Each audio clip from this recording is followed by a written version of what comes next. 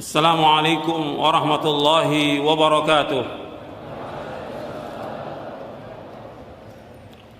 Innal hamdalillah nahmaduhu wa nasta'inuhu wa nastaghfiruh wa na'udzu billahi min shururi anfusina wa min sayyiati a'malina. May yahdihillahu fala mudilla lahu wa may yudlil fala hadiya lahu.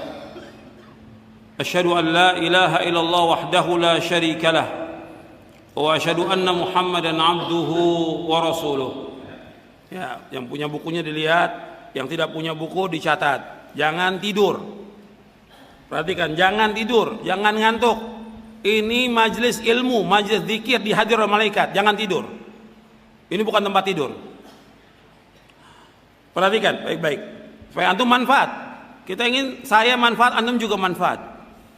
Waktu kita jangan terbuang dengan sia-sia. Hal-hal yang dapat membantu dalam mengefisienkan waktu. Artinya hal yang dapat membantu kita dalam kita menggunakan waktu ini untuk hal yang bermanfaat. Yang pertama, ini enggak semuanya saya baca, ada beberapa, mungkin ada 10 yang perlu saya baca kepada antum. Sadar akan pentingnya waktu. Jadi waktu ini betul-betul kita ini terbatas. Allah berfirman dalam surah Al-Mu'minun ayat 112, 113. Qala kam labithtum fil ardi adada sinin qalu labithna yawman aw ba'da yawmin fas'alil 'addin. Allah berfirman, berapa tahunkah lamanya kalian tinggal di bumi? Mereka menjawab, kami tinggal di bumi sehari atau setengah hari. Maka tanyakanlah kepada mereka yang menghitung. Nah, perhatikan, Allah sebutkan di sini bahwa kita tinggal di bumi setengah hari atau satu hari. Dibandingkan dengan apa? Dibandingkan dengan apa? Dengan kehidupan akhirat yang jutaan tahun. Kita ini pada hakikatnya umur kita 60 atau 70 tahun. Kita ini cuma setengah hari hidup ini. Kalau setengah hari mesti kita berlomba-lomba melakukan amal-amal ketaatan. Setengah hari kita hidup ini atau satu hari. Imam Ibnu Jauzi rahimahullah berkata, sepatutnya bagi manusia mengetahui kemuliaan waktu dan kadar waktunya. Jangan ia sia-siakan waktunya walaupun hanya 1 menit tanpa ada ketaatan kepada Allah SWT. Dalam Sayyidul Khatir. Jadi 1 menit aja kita harus betul-betul gunakan waktu yang sebaik-baiknya. Saya ambil contoh, ya, tolong perhatikan. Contoh 1 menit, ya, antum umpamanya, ini kan orang banyak ya wudunya antri. Lagi antum antri wudu, bisa kan antum ucapkan astagfirullah, astagfirullah, astagfirullah, subhanallah, walhamdulillah akbar, la haula wala quwwata. Bisa enggak itu? Bisa. Manfaatnya itu? Manfaat. Antum nunggu bis, nunggu kereta, atau sambil bawa motor, bisa antum berzikir kepada Allah. Manfaat tidak? Manfaat. Jadi hatta 1 menit manfaat waktu itu. Kita nunggu. Jadi waktu itu harus berharga. Apa yang bisa kita baca, kita baca. Kita bawa mobil, berzikir kepada Allah. Macet, kita bisa lakukan yang lain. Bisa baca, atau bisa nulis, catat, atau sambil dengarkan ayat Al-Quran. Nanti jalan lagi, kita berzikir lagi kepada Allah. Banyak waktu yang bermanfaat yang bisa kita lakukan. Kita kadang-kadang nggak gunakan itu. Kesempatan-kesempatan itu banyak sekali yang kita bisa berzikir kepada Allah. Sebab semua umur kita akan ditanya oleh Allah. Maka jangan kita disibukkan dengan dunia, jangan disibukkan dengan angan-angan kosong. Kalau orang kafir, mereka sibuk dengan dunia. Memang mereka dikasih kenikmatan apa? Dunia, semuanya. Makanya dunia ini bagi orang yang beriman apa? Penjara. Ad-dunya sijnul mu'min wa jannatul kafir, kata Nabi SAW. Dunia itu penjaranya bagi orang beriman, surga bagi orang kafir. Hadis sahih riwayat Muslim dan Tirmidzi. Orang kafir Allah sebutkan dalam Al-Quran, dzarhum ya'kulu wa yatamatta'u wa yulhimul amal fasawfa ya'lamun. Biarkan mereka dunia makan dan bersenang-senang dan dilalaikan oleh angan-angan kosong. Mereka kelak akan mengetahui akibat perbuatannya. Dalam surah Al-Hijr ayat 3. Ya, orang-orang kafir ini angan-angannya kosong, cita-citanya panjang. Orang-orang kafir. Kalau orang beriman tidak, apa yang bisa kita lakukan sekarang? Tujuan kita satu. Apa? Masuk sorga. Itu tujuan kita. Kita ini hidup tujuannya satu, masuk sorga. Makanya Nabi SAW selalu minta kepada Allah, minta sorga dijauhkan dari api neraka. Tujuan itu. Maka kita berusaha, berjuang siang dan malam bagaimana supaya kita bisa masuk sorga. Adapun dunia, sukses dunia, ini sukses yang semu. Sukses yang abadi kapan? Di akhirat. Yang kita cari bukan dunia. Kalau orang kafir yang dicari apa? Kalau orang kafir yang dicari apa? Dunia. Kalau orang beriman yang dicari apa? Akhirat. Kalau kita cari akhirat, dunia pasti akan ikut. Pasti akan ikut. Kita nggak boleh meninggalkan dunia, dalam artian kita nggak mau cari nafkah, nggak mau kerja, nggak boleh, nggak mau menikah, nggak boleh. Tetap harus jalankan sesuai dengan contoh Nabi SAW. Dijalankan. Tapi jangan kita disibukkan dengan apa? Dengan dunia. Nanti kita akan bahas tentang zuhud. Makanya orang-orang kafir itu ketika mereka masuk ke liang kubur, mereka minta dikembalikan. Orang-orang fasik, orang-orang munafik, orang-orang kafir, ketika mereka masuk ke liang kubur, mereka menyesal. Allah sebutkan di sini dalam surah Al-Mu'minun ayat 99 ayat 100, Allah berfirman, hatta idza ja'ahumul mautu qala rabbirji'un la'alli a'malu salihan fima tarakt kalla inna kalimatun huwa qailuha wa min wara'ihim barzakhun ila yaumi yub'atsun. Demikianlah keadaan orang-orang kafir hingga apabila datang kematian kepada mereka, ia berkata, ya Rabbku, kembalikanlah aku ke dunia agar aku dapat berbuat kebajikan yang telah aku tinggalkan. Sekali-kali tidak, sungguh itulah dalih yang diucapkan saja, dan di hadapan mereka ada barzakh sampai pada hari mereka dibangkitkan. Anda perhatikan di sini, orang-orang kafir, orang-orang munafik, orang-orang fasik ketika datang kematian, mereka minta dikembalikan. Enggak ada manfaatnya omongan ini. Minta dikembalikan dunia. Mereka mengatakan la'alli amalu salihah, barangkali kami bisa melakukan amal soleh. Udah nggak ada manfaatnya. Makanya melakukan amal soleh kapan? Sekarang. Kita berlomba-lomba melakukan amal soleh. Jadi mereka menyesali. Penyesalan itu nggak ada manfaatnya. Sama dengan orang kafir, ketika mereka dimasukkan ke dalam neraka, mereka mengatakan kepada Allah, ya Allah, keluarkan kami dari neraka. Kami akan tebus dengan sepenuh bumi emas. Sepenuh bumi emas. Bermanfaat atau tidak? Enggak bermanfaat. Mereka kekal dalam neraka selama-lamanya. Wa ma hum bikharijin minha. Mereka enggak akan keluar dari neraka selama-lamanya. Makanya kita gunakan waktu kita dengan sebaik-baiknya. Dan Anda perhatikan bahwa waktu ini sangat berharga. Nabi bersabda SAW dalam hadis yang sahih yang diriwayatkan oleh Imam Bukhari, Tirmidzi, Ibnu Majah, Ahmad, Darimi dan yang lainnya dari sahabat Ibnu Abbas radhiyallahu anhu, Nabi bersabda sallallahu alaihi wasallam, ni'matani maghbunun fi ma katsirun minan nas as-sihhatu wal faragh. Antum lihat di halaman 89, halaman 90. Kata Nabi, ni'matani maghbunun fi ma katsirun minan nas as-sihhatu wal faragh. Ada dua nikmat yang banyak manusia tertipu dengan dua nikmat itu, yaitu waktu sehat dan waktu luang. Nikmat sehat dan waktu luang, banyak manusia tertipu. Hadis ini sahih riwayat Bukhari, Tirmidzi, Ibnu Majah dan yang lain dari sahabat Ibnu Abbas. Kata Ibnu Battal rahimahullah, mana hadis tersebut, seorang tidak disebut luang sampai ia cukup dan sehat badannya. Siapa yang memperoleh itu, maka hendaklah ia bersemangat agar tidak tertipu dengan meninggalkan syukur kepada Allah atas nikmat yang Allah berikan kepadanya, dan mensyukurinya dengan mengerjakan perintah-perintah Allah, menjauhkan larangannya. Siapa yang tidak berbuat demikian, maka dialah orang yang tertipu. Sabda Nabi SAW, katsirun minas, banyak manusia, menunjukkan bahwa yang diberikan taufik, yang tidak tertipu dengan kedua nikmat tersebut sangat sedikit. Jadi kita ketika diberikan nikmat sehat oleh Allah, waktu luang, bersyukur. Bersyukurnya dengan apa? Bersyukurnya dengan apa? Tolong jawab, siapa yang bisa jawab? Yang sebelah kiri. Iya. Iya, yang sebelah kanan. Bersyukurnya dengan apa? Di sini ada penjelasannya. Coba baca lagi. Berarti antum nggak baca bukunya. Coba baca. Mensyukurinya dengan apa? Mensyukurinya dengan apa? Kata Ibnu Battal, mensyukuri dengan apa? Dengan melaksanakan perintah-perintah Allah dan menjauhkan larangannya. Itu syukur. Itu mana syukur yang benar? Kalau di kita syukur itu makan. Syukuran sama syukurin, makan. Di kita di Indonesia.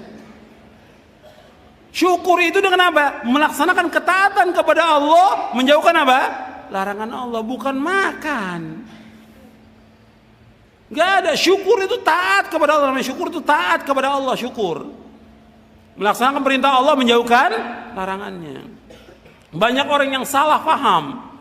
Syukur itu dianggap oleh mereka dengan makan. Kumpulkan orang-orang makan. Gak benar yang seperti dalam Islam. Syukur melaksanakan ketaatan. Digunakan uangnya untuk apa? Dengan melaksanakan ketaatan. Keluarkan zakatnya, dikeluarkan sedekahnya buat fuqara al-masakin. Dia gunakan buat melaksanakan ibadah haji. Dia gunakan buat umroh. Dia gunakan buat menolong sanak kerabatnya yang susah. Itu digunakan uangnya untuk hal-hal di jalan Allah dalam bentuk ketaatan kepada Allah dan menjauhkan maksiat. Bukan berjalan-jalan ke tempat maksiat, bukan dengan syukur itu, bukan. Bahkan ada orang yang bersyukur dapat harta yang banyak, dia berangkat ke luar negeri, ke negeri kafir. Nggak benar. Justru kalau dia mau dengan keluarganya berangkat ke Mekah, ajak mereka untuk ibadah kepada Allah, taat kepada Allah. Bukan untuk maksiat, bukan safar ke negeri kafir, nggak boleh kita safar ke negeri kafir. Itu ada hukumnya dibahas oleh para ulama tentang masalah itu. Jadi kalau tidak ada kepentingan dia untuk jalan-jalan, nggak boleh, nggak dibenarkan menurut syariat. Jadi ingat, ketika kita sehat, ketika kita punya waktu yang luang, gunakan kesempatan ini dengan sebaik-baiknya. Kenapa? Suatu waktu kita pasti akan sakit. Kita sebagai manusia mesti akan sakit. Nggak ada orang selamanya sehat, nggak mungkin. Jangankan kita, Nabi Muhammad SAW juga sakit sebagai manusia. Para sahabat juga sakit sebagai manusia. Wali-wali Allah, para sahabat itu semuanya wali Allah, sakit juga. Makanya gunakan waktu sehat dengan ibadah kepada Allah. Begitu juga waktu luang kita gunakan untuk taat kepada Allah. Kata Imam At-Tibi, kata beliau begini, Nabi membuat perumpamaan seorang pedagang yang memiliki modal. Antum lihat di halaman 91. Nabi SAW membuat perumpamaan seorang pedagang memiliki modal. Ia mengharapkan keuntungan dengan selamatnya modal itu. Dan caranya yaitu dengan memilih orang yang bermuamalah dengannya dan selalu jujur serta pandai agar dia tidak tertipu. Kesehatan dan waktu luang adalah modal, dan sepatutnya seorang bermuamalah dengan Allah dengan iman, berjuang melawan hawa nafsu dan musuh agama agar ia beruntung di dunia dan di akhirat. Untuk melihat penjelasan para ulama itu jelas, gamblang mereka, karena mereka paham tentang agama. Digunakan dengan sebaik-baiknya untuk taat kepada Allah, bukan untuk yang lain. Jangan kita gunakan buat yang sia-sia. Waktu kita ini akan ditanya oleh Allah. Kemudian perhatikan lagi hadis Nabi SAW, halaman 92. Jadi kita harus betul-betul paham nih, sadar tentang pentingnya waktu. Nabi bersabda sallallahu alaihi wasallam, "Kun fid dunya ka'annaka gharibun aw 'abiru sabilin wa'udda nafsaka min ahli al-qubur." Wa kana Ibnu Umar yaqul, "Idza amsayta fala tantadhir as-sabah wa idza asbahta fala tantadhir al-masa' wa khudh min sihhatika limaradik wa min hayatika limautik." Kata Nabi SAW, jadilah kamu dunia seperti orang asing atau orang yang dalam perjalanan, dan hitunglah dirimu termasuk orang yang pasti mati. Artinya pasti menjadi penghuni kubur. Ibnu Umar berkata, apabila engkau berada waktu sore, jangan tunggu waktu pagi. Apabila engkau berada waktu pagi, jangan tunggu waktu sore. Gunakan sehatmu sebelum sakitmu, gunakan hidupmu sebelum matimu. Perhatikan di sini. Hadis ini sahih riwayat Bukhari, Ahmad, Tirmidzi, Ibnu Majah, Abdullah bin Mubarak dalam kitabnya Az-Zuhud, Al-Baihaqi dalam Syu'abul Iman, Abu Nuaim dalam kitabnya Hilyatul Auliya, Al-Baghawi dalam Syarah Sunnah, dan yang lainnya. Hadis ini sahih. Tambahan wa'udda nafsaka min al-kubur itu tidak ada dalam riwayat Bukhari. Wa'udda nafsaka min al-kubur tidak ada dalam riwayat Bukhari, adanya dalam riwayat Ahmad, At-Tirmidzi, Ibnu Majah dan yang lainnya. Makanya kalau antum baca buku Arba'in An-Nawawi, Imam An-Nawawi rahimahullah enggak masukkan hadis ini, wa'udda nafsaka min ahlil kubur, karena beliau membawakan hanya riwayat siapa? Riwayat Bukhari. Tapi riwayat yang lain ada tambahannya, wa'udda nafsaka min ahlil kubur. Dan begitu kalau kita membaca hadis, jadi kita harus tambahkan yang memang hadis ini siqah, ziyadat siqah, kita harus tambahkan hadis itu. Bukan menambah-nambah hadis, enggak. Riwayatnya ada tambahan, kita harus tambahkan. Berarti di sini Nabi menyebutkan 3 di sini. Kata Nabi, kun fid dunya ka'annaka gharib au abiru sabil wa'udda nafsaka min ahlil kubur. Kata Nabi, hendaklah kamu jadi dunia seperti orang asing atau orang yang dalam perjalanan, dan jadilah kamu termasuk orang yang pasti mati. 3 di sini. Yang pertama di sini yang diperhatikan yaitu orang asing. Kita menempatkan diri kita sebagai orang asing. Kita dunia ini sebagai orang asing. Karena Adam Allah ciptakan di mana? Allah ciptakan Adam di mana? Di sorga dengan kedua tangannya Allah di sorga. Itu tempat tinggal sorga itu. Kemudian Adam alaihi salatu wassalam dan Hawa terusir dari sorga karena apa? Karena apa? Karena melanggar, memakan buah yang dilarang oleh Allah SWT. Terusir ke muka bumi. Di muka bumi ini itu jannah, sorga yang diciptakan oleh Allah, sorga yang abadi. Nabi Adam itu masuk di sorga yang abadi, diciptakan di sorga yang abadi. Dikeluarkan Adam, Hawa dan iblis, dikeluarkan semuanya dari sorga.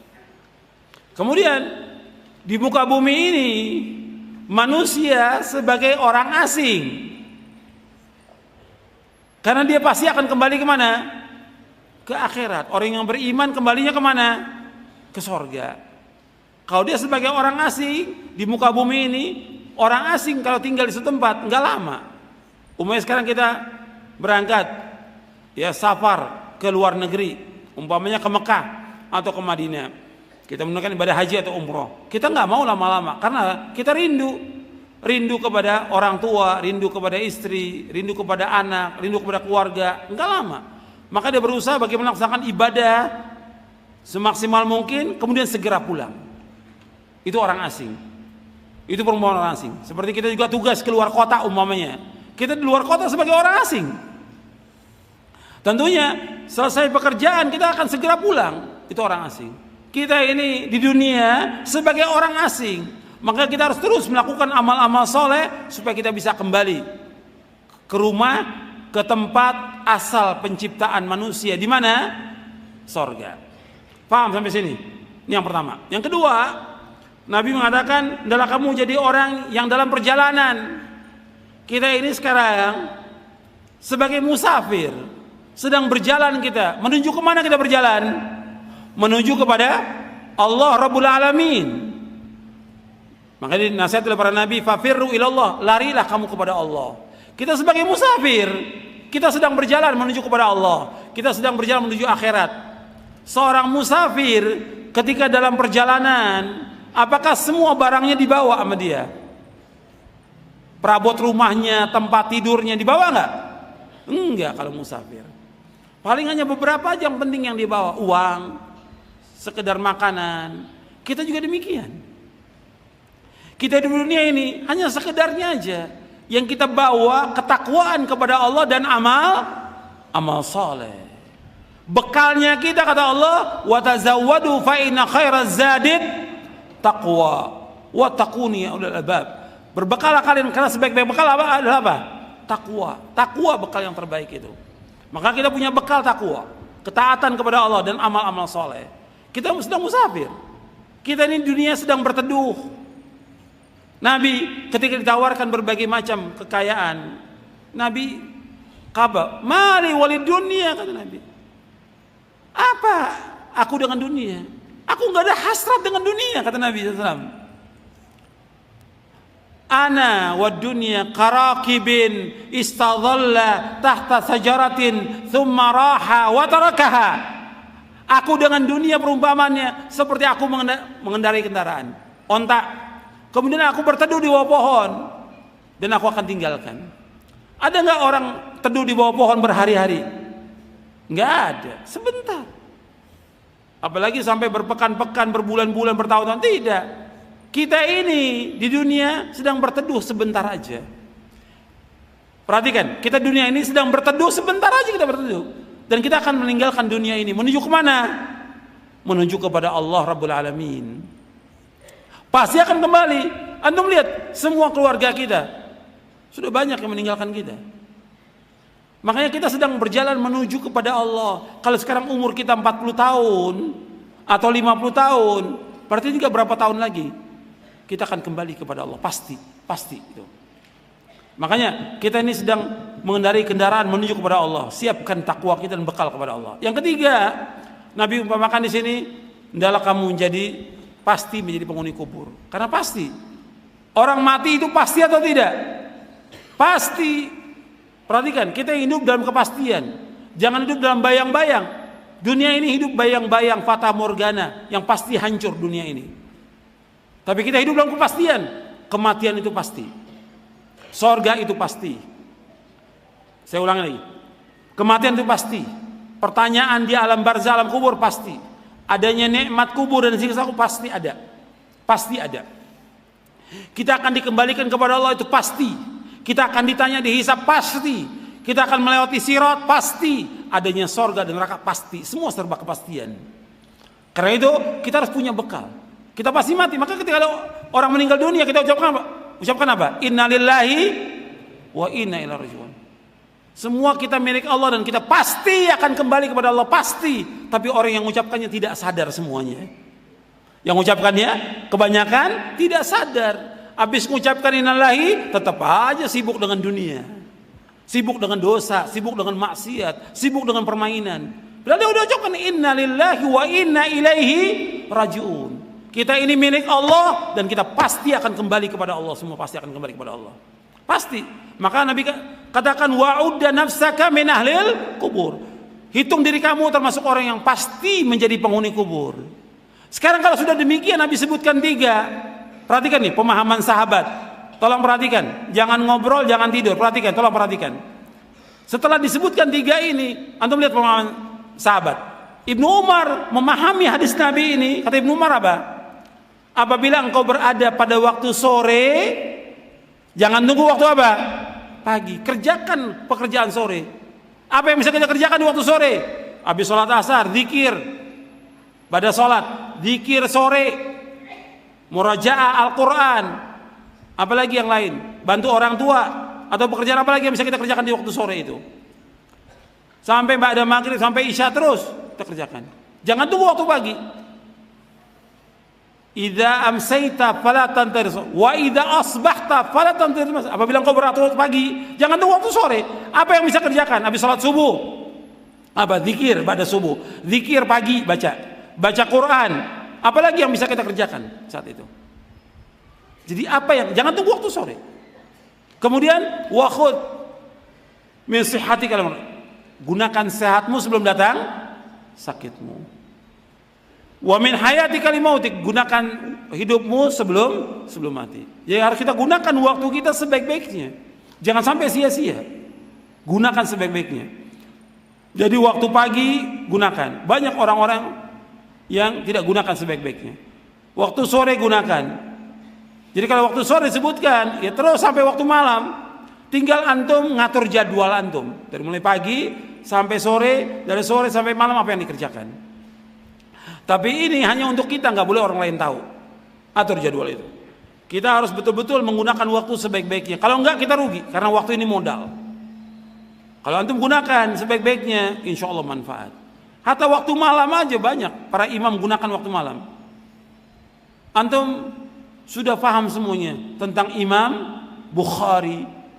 Imam Bukhari, apa terpikir bagi Imam Bukhari bahwa kitabnya akan dibaca oleh umat seluruh dunia? Nggak terpikir oleh Imam Bukhari. Tapi dia tetap berusaha bagaimana menghafal hadis, menulis hadis. Sampai malam itu bangun berapa kali Imam Bukhari? Bangun malam nggak seperti kita, tinggal stop kontak, nyala lampu. Kalau dulu harus nyalakan dulu, pakai minyak, baca. Maka sebagian ulama ada yang sampai buta dia, karena kan panas itu. Lampu yang dipakai, lampu untuk baca itu oleh mereka, isi minyak, kemudian dinyalakan, dibaca sampai buta. Seperti Al-Hafidh Ibnu Katsir, akhir hayatnya buta, baca terus depan lampu itu, sampai buta. Banyak para ulama yang demikian. Imam Bukhari nyalakan lagi hafal hadis. Waktu malam digunakan demikian, apalagi waktu siang. Waktu malam waktunya istirahat tidur, bangun lagi, baca lagi, hafalkan lagi, nulis lagi, tidur lagi, bangun lagi, nyalakan lampu lagi, seperti itu. Sampai berapa kali Imam Bukhari? Antum bisa lihat, rahimahullah rahmatan wasi'ah. Bermanfaat waktunya. Kita ini banyak waktu kita yang tidak bermanfaat. Maka antum gunakan dengan sebaik-baiknya. Kemudian di sini juga disebutkan oleh Imam Nawawi. Antum perhatikan perkataan Imam Nawawi, ini bagus sekali buat kita semuanya ini. Halaman 94. Kata Imam Nawawi, hendaklah seorang penuntut ilmu berkemauan keras untuk belajar ilmu syar'i. Selalu dan senantiasa menggunakan seluruh waktunya untuk menuntut ilmu, baik malam maupun siang, di saat mukim maupun ketika safar. Ia tidak mau sedikit pun waktunya hilang sia-sia dengan tidak memperoleh ilmu, kecuali sekedar keperluan makan, tidur dan hal-hal yang mesti ia lakukan, dan juga untuk istirahat sebentar untuk menghilangkan kebosanan, kejenuhan dan hal yang penting lainnya. Dan tidak termasuk orang yang berakal. Perhatikan, tidak termasuk orang yang berakal, seorang penuntut ilmu yang sudah ditempatkan sederajat dengan pewaris para nabi, kemudian ia menyia-nyiakan waktu, tidak digunakan untuk menuntut ilmu. Imam Nawawi sudah mempraktekkan. Imam Nawawi umurnya berapa tahun? Siapa yang bisa jawab? Imam Nawawi umur berapa tahun? Berapa tahun? 45 tahun. Imam Nawawi umurnya 45 tahun, tapi karangannya lebih dari 100 jilid. 45 tahun umurnya, karangannya, tulisannya Imam Nawawi lebih dari 100 jilid. Dan dulu belum ada lampu seperti kita sekarang ini, belum ada ballpoint seperti sekarang, tapi nulis terus Imam Nawawi sampai bermanfaat buat umat ini. Kita lanjutkan, ikhwan fillah, azakumullah. Tentang waktu nanti antum bisa baca lagi beberapa hadis yang saya tulis di sini yang berkaitan menggunakan waktu sebaik-baiknya. Di antaranya nanti antum perhatikan sampai Nabi merinci tentang waktu itu, sampai Nabi rinci. Kata Nabi SAW, "Ightanim khamsan qabla khamsin, syababaka qabla haramika, wa sihhataka qabla saqamika, wa ghinaka qabla faqrika, wa faragaka qabla syughlika, wa hayataka qabla mautik." Antum perhatikan, Nabi sampai merinci untuk menggunakan waktu itu. Kata Nabi SAW, manfaatkan 5 hal sebelum datang 5 hal. Masa muda sebelum datang masa tua, waktu sehat sebelum datang waktu sakit, masa cukup sebelum datang masa fakirmu, waktu luangmu sebelum datang waktu sibukmu, hidupmu sebelum datang matimu. Hadis ini sahih, diriwayatkan oleh Imam Hakim dalam kitabnya Al-Mustadrak dari sahabat Ibnu Abbas. Jadi betul-betul kita gunakan waktu ini sebaik-baiknya. Nabi sampai rinci seperti ini supaya betul-betul kita gunakan waktu. Jadi waktu muda, waktu luang, waktu sehat, waktu kita diberikan kecukupan, dan hidup ini seluruhnya untuk ibadah kepada Allah Subhanahu wa taala. Mudah-mudahan yang saya sampaikan bermanfaat untuk saya dan untuk sekalian, dan kurang lebihnya saya mohon maaf. Mudah-mudahan kita diberikan taufik pada Allah untuk bisa mengamalkan dari apa yang sudah kita kaji, dan Allah mengampuni dosa-dosa kita atas kelalaian kita, dan Allah menetapkan kita di atas Islam dan Sunnah, memberikan istiqamah di atas jalan yang hak sampai kita diwafatkan oleh Allah Taala. Kurang lebihnya saya mohon maaf. Wassalamualaikum warahmatullahi wabarakatuh. Subhanakallahumma wabihamdik, asyhadu an la ilaha illa anta, astaghfiruka wa atubu ilaik. Assalamualaikum warahmatullahi wabarakatuh.